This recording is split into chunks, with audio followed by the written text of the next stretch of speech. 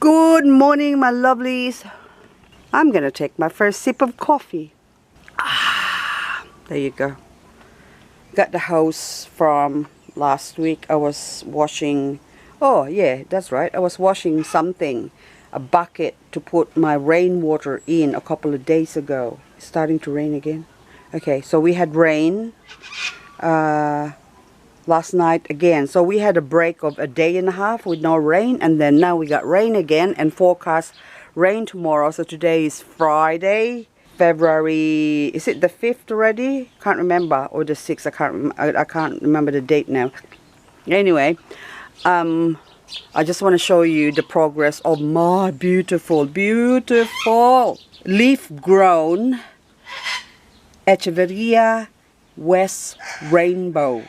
The mummy is next to it. That's the head chop, or the one that I beheaded. That's the original mom's head. And now this one is a baby leaf. That's the only one so far that I've got growing. I got a small one, but I'm still waiting to see if that's going to revert or gonna continue with its variegation. But isn't that beautiful? Oh, absolutely gorgeous. Look at that, half, like half. It's like someone like splash a brush across it. Okay, that's it. It's pink here, and that one is bluish green gray. The two babies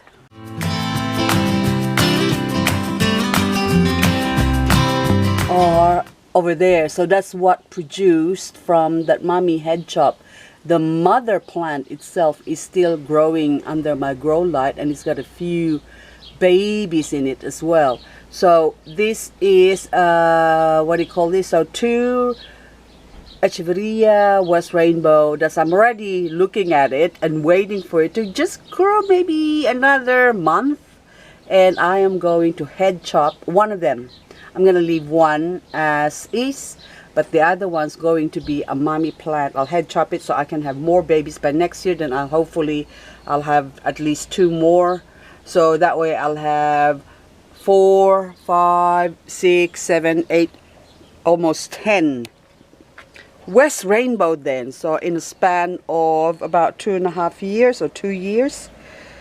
And anyway, this one here is my friend Gems West Rainbow. So look how beautiful it is now. So it lost its variegation before, so you can tell from the bottom, see it's variegated, but it has lost its variegation, but then now it's gone back. So the variegations come back, so it's happy days for Gem. Someone was asking me about Ganzhou. Did I talk about Ganzhou in my video, one of my videos? Okay, so this is my only plant. I thought I had other plants before, but I don't know what happened to it. It's probably not a Ganzhou, so I think it's this one. So it's probably a Captain Jessup. Hang on, I can't remember now. See, I kept moving things around and I don't know where things are. So anyway, so it's probably that one because it's changed color. So now before it was like all red, and then now it's gone yellow and orangey pink. Have you ever seen a more beautiful crested plant? That is my Echeveria Pappy's rose. Beautiful cresting plant. Look at that, 2 heads. And I did try to take some cuttings from that and tried to grow some crested Papa's rose, and guess what? It reverted back to original form. Yeah. But it's got 1, 2, 3, 4, 5, 6 heads. So maybe that will still grow as a crested, one of them. But see this one especially on the right. But the rest of it, the rest of the gang there, looks like just a normal Pappy's rose or Papa's rose. This cactus says is going to be cactus because now they're sitting on water again. I should really take them out of there. I'm supposed to put them in the garden, see, or pot them up, but I kept forgetting. Well, put it this way, life happens. That is more important than succulents. Sorry, succulents. But I just have to. I haven't worked in my garden for months. So I just try and, well, I water them every, hang on, I swap you. I water them every now and then, but most of the time I've got life to do. This is Echeveria Blue and Yellow, also known as Blue Fairy. This is a hybrid of Echeveria chihuahuensis and Polydonis, but it also looks like a very pretty Hercules. So it's all drying up because that is still part of bonsification. So plants like this, you have to leave it. So even when, because this one got attacked by mealybug. Okay, so now this is, oh, okay, I have to clean that more. So bonsifying succulents takes time. So if you're gonna ask me, how do you bonsify succulents? Well, you leave it alone. You let them grow naturally. You neglect them. So that's the easiest way of bonsifying succulents. So this is Graptoveria Jules. So this one again, see how it's forming a trunk. See? So it's like becoming bonsified as well. But this one now, I have to remove this, but I'll just break it off here because we're gonna get rain. If we're not gonna have rain, I could just break off the stem straight from the base there, but we're gonna have rain today, tomorrow, until Sunday. I don't know if it's gonna clear up on Monday, but it's gonna be raining every day for the weekend. So Friday, Saturday, Sunday's rain. Monday we don't know. And I also meant to separate, oopsie, my red edge here. That's due for a separation, really, because I'm running out of time. It's gonna be summertime. I mean, end of summer, it's going to be autumn. So they will still root up, but they root up faster when it's warmer. This is so fantastic. My Dischidia ovata, my watermelon Dischidia. I would like to say Dischidia, but I like playing with names. I don't know why. But anyway, this Dischidia is going red. Look. And there's new growth. Look at that. And the new growth are growing burgundy. Yay, yay, yay, yay, yay. My favorite color. Well, red. Burgundy. Anyway, so that is absolutely beautiful. So now, even here, I'm just keeping an eye on the bottom here. Looks like it's going to form little leaves in the bottom as well. So, but that's good. So now I can see that one, that's a new growth. That's a new stem that's going to form new stem ready here. And then that one was the old stem. So maybe these ones will grow some on the sides as well. So hopefully then by next year I can have more of this. So even that, you can see that's roots. Look at that. Look at the roots there. So I could chop that and then stick that on maybe one plant, two plant. See, so, but I won't. I'll still leave them because that's the one that I bought when, the last plant in that store. And people have been, I'm sure, going in there. Okay, I just need a scissors. It's a bit hard. It's like very stringy. So people have been going there and plucking leaves off. And that's what these nasty people are doing. Thieves! Okay, so, and then the ones that who has to pay for the plant ends up with a horrible looking plant.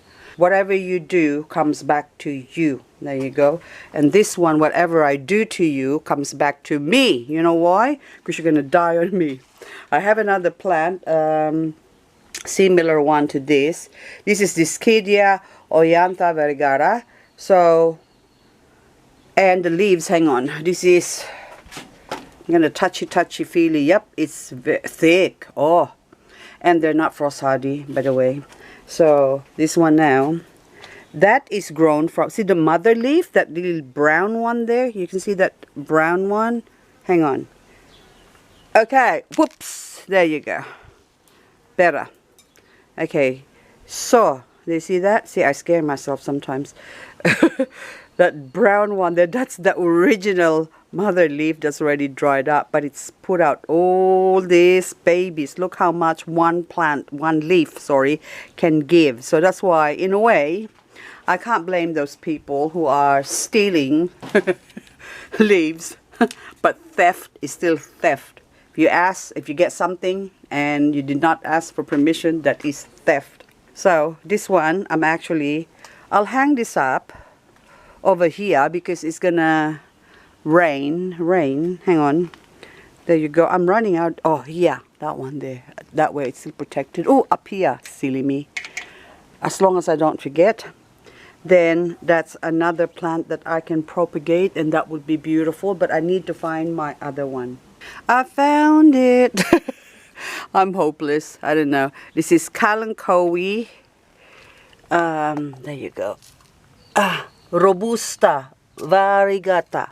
See, it looks very similar to that Dischidia, isn't it? Ovata. Can you see it?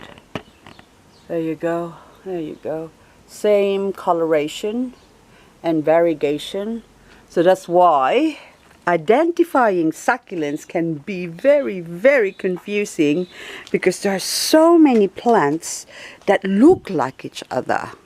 So unless you have a label that says it is a robusta Kalanchoe, you can't be sure whether it's a Kalanchoe or not. And the problem with not knowing is that you wouldn't know when the dormancy period, when you take cuttings, when you water it, or how you look after it. So that is the problem with misidentification. See, some people will just say, oh, this looks like a Fred Ives. Let's call it the Fred Ives. No, no, no. You have to check. You have to wait for the flowers to grow. You have to observe. You have to find out what's going on with the plant. And say, for example, if it's an aeonium, if it looks like an aeonium, and all of a sudden it's growing in summer, then chances are it's not an aeonium, or it might already be a hybrid of an aeonium. So it's very dangerous to call a plant just, oh, look, another one, see? And it kind of looks like the Kalanchoe and the Dischidia. And so, but that's a ground cover. Okay, so I actually put a whole heap in my garden before and it grew, but then it got hit by the frost. So that's why that one is now my mother's stock. So I have to save one in here just so I can still have a plant, or else I'm going to lose a plant. But look at the color of that Gymnocalycium Mehanovicii rubra. Look at that. But is that going black on the edges there? So I don't know. So I better take a close look. But then the rain is coming again. Anyways, the rest of the gang are looking beautiful. And that's it. I'm going inside. Starting to pour. Okay, I'm going inside. I'm wet. Oh, that one. Beautiful, that Romeo. Oh. And here's more Romeo. See, they are lighter in the open. Even that one is getting bleached. My triple head Romeo. And then that single head Romeo in there. See, look how narrow the pot is. They don't need much water. It's advanced soil mix and it's in the shade. Okay, another Romeo. Bye, Romeos.